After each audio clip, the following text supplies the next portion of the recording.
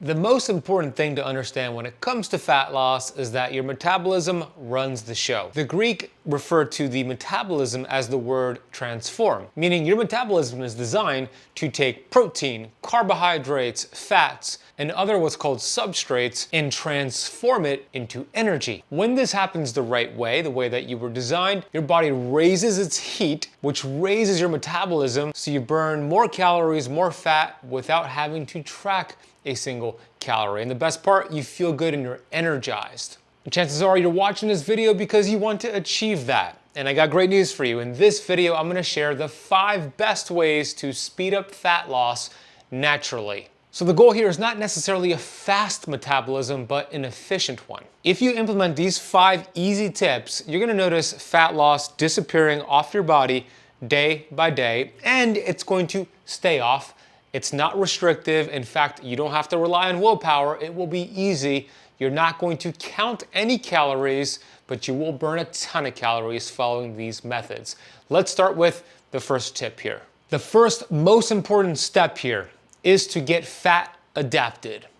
Out of the 70 trillion cells inside of your body, there are 2 primary sources for energy for your cells and your metabolism: sugar or fat. 93% of people in the United States are sugar burners. When you're burning sugar instead of fat, this slows your metabolism and it creates a lot of inflammation in your body, which blocks your fat burning hormones. And when you're burning sugar as well, you have high levels of a fat storage hormone called insulin. How do you know if you're burning sugar or fat? I'm gonna ask you 5 questions right here, and I want you to be honest with me, yes or no. If you answer yes to 2 or more of the 5 questions I'm about to ask you, chances are you're a sugar burner. First question is, do you usually feel tired after eating a meal, especially a meal with a lot of carbs? Number 2, do you snack in between your meals? Number 3, do you have skin tags? They could be around your neck, your eyelids, anywhere on your body, your back. Do you have any skin tags, which is usually a result of high insulin levels? Number 4, do you have brown patches by your armpit area? That's usually a sign of sugar burning, high insulin levels. And number 5, if you skip a meal, whether it's intentional or not, do you get hangry, hungry and angry, where you're so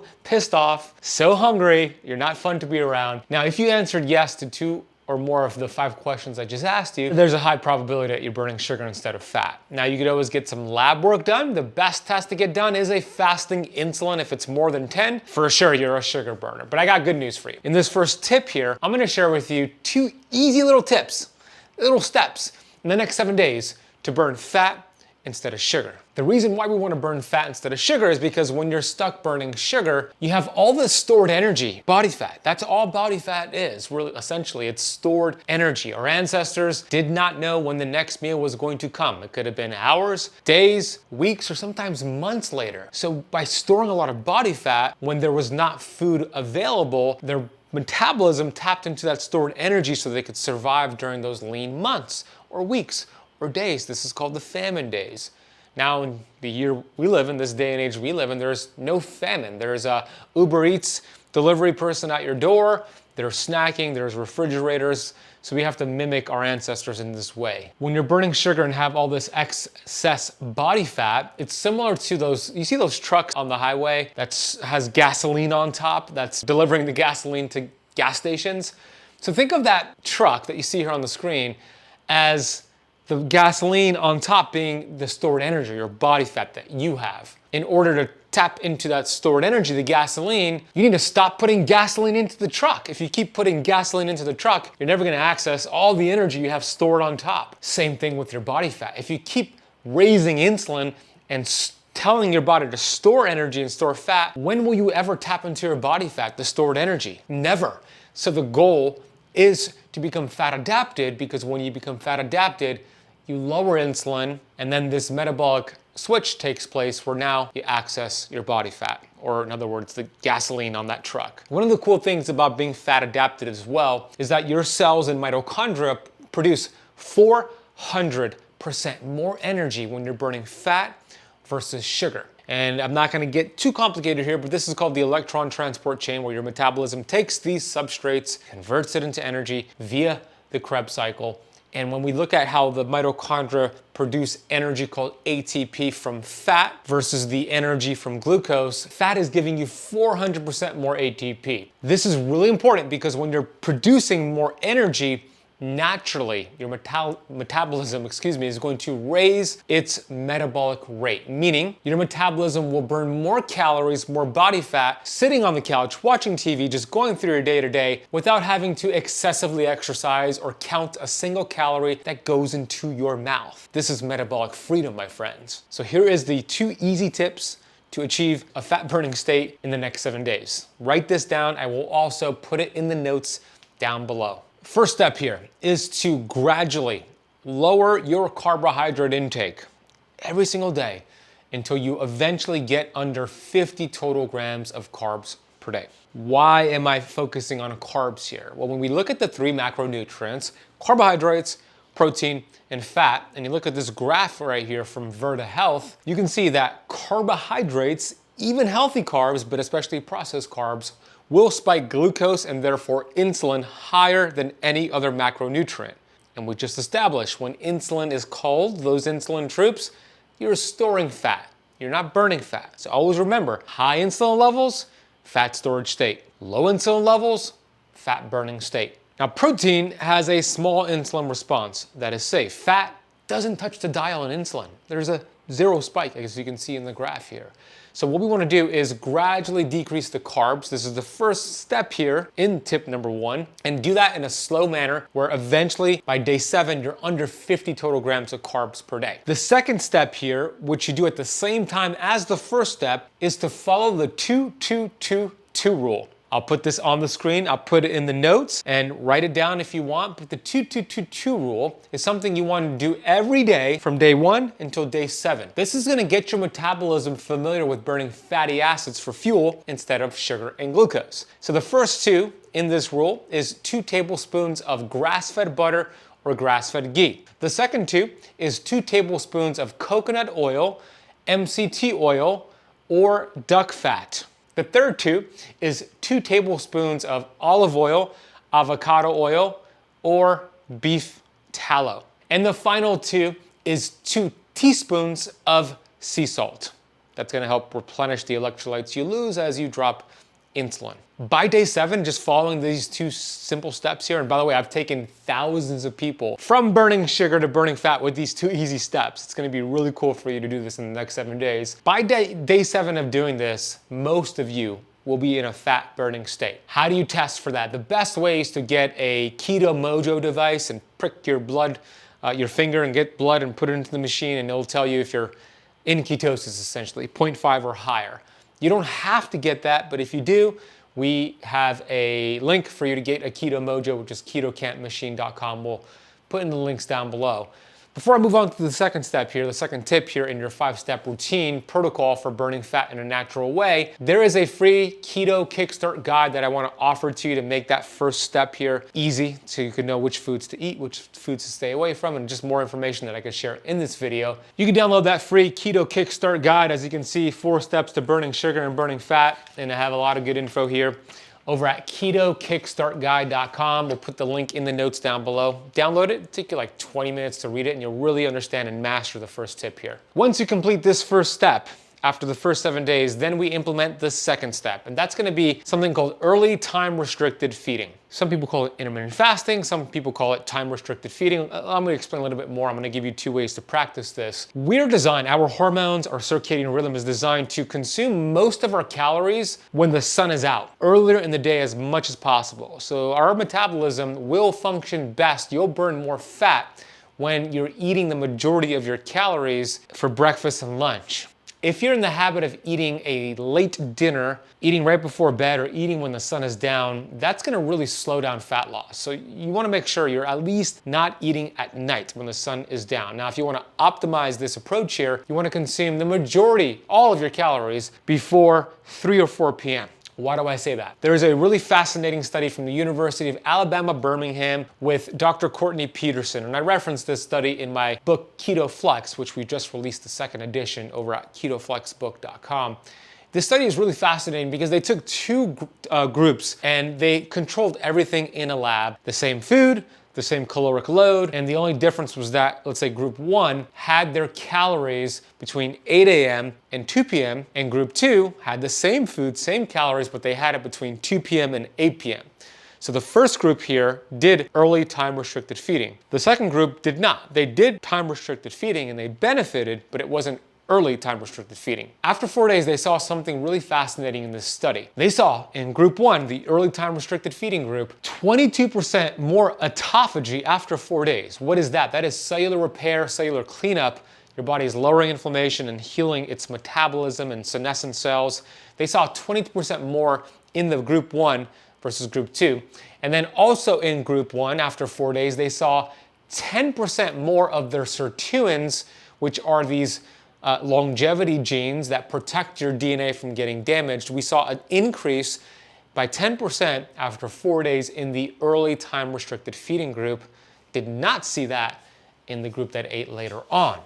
So all the evidence is pointing towards eating earlier in the day. So the optimal window here would be between 8 a.m. and I'll give you a little bit of some wiggle room. We'll go to 4 p.m., but if you could stop eating at 2 p.m., even better. You'll 10x your results here with this routine. I would throw on top of that, once per week, doing a 24-hour water fast where you go breakfast to breakfast once a week. Let's say it's Sunday. Sunday, you have a nice healthy breakfast, protein and fat, focused, low carb, and then you're done eating, and you don't eat again until Monday at breakfast. That's a 24-hour water fast. Now, in between that, you could have water, coffee, tea, electrolytes, but no food.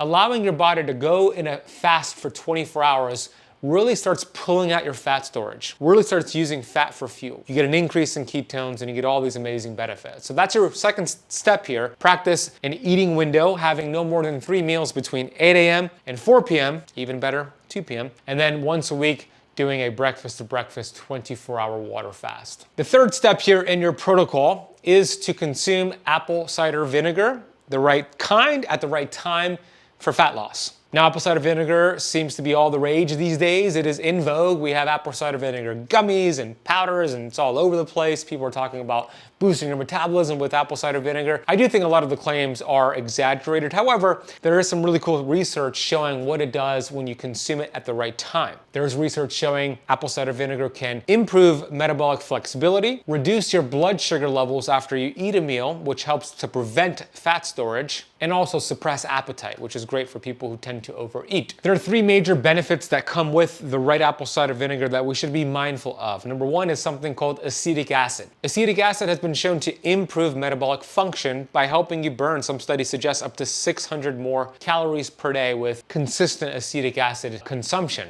Apple cider vinegar aids in digestion as well, helps your liver, which is a very important fat loss detoxification organ, helps the liver produce healthy amounts of bile to break down the extra fats you're eating so your cells could use those minerals, those vitamins, A, D, E, and K. Apple cider vinegar can also help with heartburn and lack of digestive enzymes in your digestive system. And the next benefit of apple cider vinegar is what it does for your blood sugar levels. We just established that the higher your blood sugar levels, the higher insulin is, and the more you signal to your body to store fat. Apple cider vinegar has been proven, especially when you take it at the right time, to lower your blood sugar levels. So that's very, very important for our protocol here today. So here are the 3 best times to consume apple cider vinegar for fat loss. First way is first thing in the morning. When you wake up, grab a cup of water, 8-12 ounces, pour some apple cider vinegar or take a high quality capsule and do that first thing in the morning. It'll help reduce cravings. It'll help you continue fasting if you want to do that, or just help you feel energized as well. The second best time to take apple cider vinegar is 15 to 20 minutes before your next meal. What that's going to do is help you break down that meal more efficiently so you could use those building blocks, as we mentioned, the substrates for energy production. A study showed that apple cider vinegar improved insulin sensitivity after even a high carb meal by 34%, and I'll reference that study down below. So make sure you consume it first thing in the morning, 15 to 20 minutes before your next meal, and then right after your meal. That's gonna help with postprandial blood sugar levels, which is your blood sugar spike after eating a meal. The more you could blunt this response, the faster you're gonna allow your body to burn fat after the meal. Now with apple cider vinegar, there are a lot of gummies and brands out there. I am really skeptical about a lot of the brands, especially the gummies out there. I personally use the apple cider vinegar complex from Paleo Valley. It also has ginger and turmeric and other compounds that synergize together, and I take 2 to 3 before a meal, and it really helps. If you're gonna drink apple cider vinegar, drink it out of a straw and dilute it with water, because it could be really harsh on your esophagus if you just take it straight up. And by the way, if you get the Paleo Valley apple cider vinegar, you could use the code KETOCAMP at checkout for a nice discount. I'll drop it down below. The fourth step in your protocol to lose body fat naturally is to go for a 20-minute walk after all of your meals, especially your biggest meal. The name of the game is to blunt that postprandial glucose response. Postprandial means after eating, and we wanna prevent glucose from spiking really high after eating, because if we do get a big glucose spike, it's gonna signal insulin to come out and store fat, store fat. But if we can blunt that response, it'll allow insulin to fall asleep or be at bay. We don't wanna wake up a sleeping giant here. It allows your body to tap into body fat faster. Studies suggest, and I'm gonna share this study right here on the screen, the effects of postprandial walking on glucose response after eating meals with different characteristics. You can see here that postprandial brisk walking substantially reduced the glucose peak in both studies, with no significant differences across conditions. When evaluating the glycemic response throughout the 2 hours post-meal, postprandial walking was more effective after consuming a low carbohydrate content, and similarly effective after a mixed or a carbohydrate drink. Although higher glucose values were observed when consuming the glucose drink, the carbohydrate drink, our findings show that a 30-minute postprandial brisk walking session improves the glycemic responses after meals with different carbohydrate content and macronutrient composition, with implications for postprandial exercise prescription and daily life scenarios. That means you want to get into the habit of walking after your meals. The final step in your protocol here is to complete HIIT workouts in the fasted state 4 times per week, followed by steady state mild cardio. Allow me to unpack all of that. Now, in 2008, I was obese at 250 pounds. You can see the photos on the screen here. And all the steps that I just outlined for you in the protocol helped me achieve going from 250 pounds to 170 pounds, from 34% body fat down to 6% body fat. And one of the things I did on a consistent basis was this tip number 5 here in your protocol: Tabata workouts. And I did them fasted. Before I talk about Tabata workouts, why would we want to do a workout fasted? Well, because when you go into a workout having just consumed a meal or a protein shake or a protein bar or a banana, you're putting the food calories at the front of your metabolism to be burned for energy first. Now, when you go into a workout without having eaten a meal, you're in a fasted state, then you're not putting anything at the front of that metabolic bus. Instead, you're allowing your body, your metabolism, to tap into your body fat real quick for an energy source. So eating a meal before workout delays your body's ability to tap into body fat. But going into a workout in a fasted state, your metabolism will tap right into your body fat. You'll get faster fat loss results. When you're fat adapted, it's a lot easier to do this. If you're not fat adapted and you're a sugar burner, then you have no business doing a fasted workout. That's why I put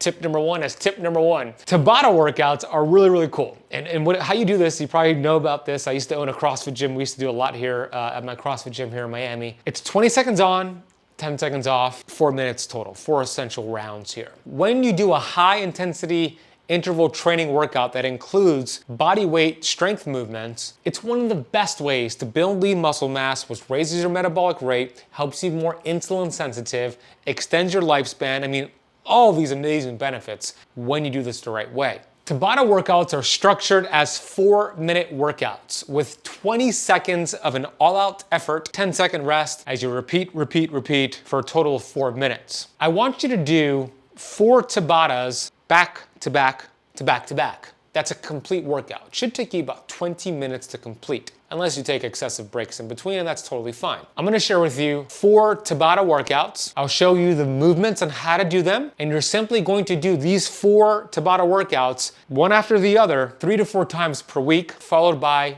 walking afterwards. And I'll talk about the walking after I get through these. So the first Tabata workout, and I'm gonna write them all in the notes down below, but I'll show you some visuals here for those watching on YouTube. If you're listening on the podcast, check out the notes down below. The first Tabata is using 2 movements, burpees, which you can see on the screen how a burpee is performed, and jump squats, which you can see here on the screen how jump squats are performed.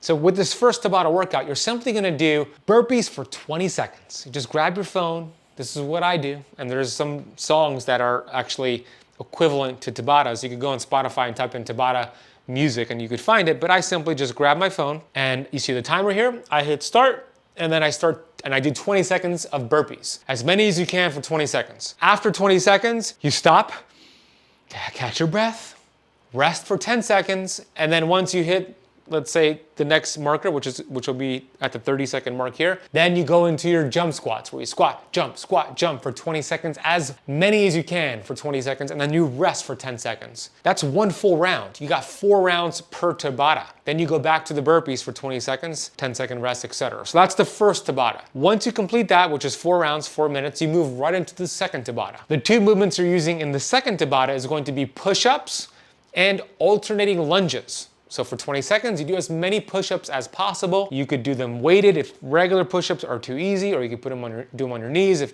regular push-ups are too difficult. 20 seconds of push-ups, 10 seconds of rest. Alternating lunges, which I'll show you here on the screen how to do that, just stepping back and forth with each leg. 20 seconds of lunges, 10 seconds of rest, doing that back and forth for 4 minutes. Once you complete Tabata 2, you move on to Tabata 3. With Tabata 3, you're going to do jumping rope or jumping jacks for 20 seconds, 10 seconds of rest, and then chair dips, and I'll show you a video here, chair dips, 20 seconds as many as possible, 10 seconds of rest, 4 rounds. You complete Tabata 3, you move right into Tabata 4, which is gonna be 20 seconds of good mornings. Good mornings are, hopefully we could find a video on this, but when you bend down and up, do as many as you can for 20 seconds, 10 seconds of rest, and then Russian twist where you're sitting down on your butt, legs are elevated and you're going side to side, working up that core. 20 seconds, 10 seconds of rest, 4 rounds as well. And then you complete your full workout. Should take you 20 minutes if you go through each one back to back to back to back, but if you take breaks in between, it'll take a little bit longer. Again, I put those down below in the notes. Once you finish the workout, it's important to do this. And by the way, if you want some really great content for fitness, go check out Giancarlo Anzalati. His YouTube channel is amazing. I put a link for his channel down below. Make sure you subscribe to his channel. He's got a ton of great fitness content out there. Now, after you finish the Tabata, the next thing you wanna do, right after the workout, is to go into a slow, steady cardio state. Just what I mean by that is a 30 to 60 minute walk, because what's gonna happen with that high intensity training, you're gonna deplete your sugar reserves, your glycogen stores, which is in your liver and muscle cells primarily. Then your body's gonna start using body fat for energy. It's gonna start mobilizing those fatty acids, putting it into your bloodstream, and you're primed for fat burning right now. The Tabata high intensity training workouts will keep your metabolism elevated for many hours after the workout, but as soon as the workout is done and you go for a walk, now you have all the fatty acids in your bloodstream, and just by going for a 30 to 60 minute walk, listen to my podcast, the Metabolic Freedom Podcast, listen to an audiobook, you're gonna allow your metabolism to burn those fatty acids in your bloodstream faster. So that's the complete protocol. You do this, you're gonna blast fat naturally. Now, I did put out a video recently that goes a little bit deeper on losing a pound of fat every day until you achieve your goal weight. And if you click the video on the screen, you can watch that right now. The best part about this protocol, you don't have to suffer. You don't even have to count a single calorie. You don't have to rely on willpower. When we eat food, especially carbohydrates are turned into strings of sugar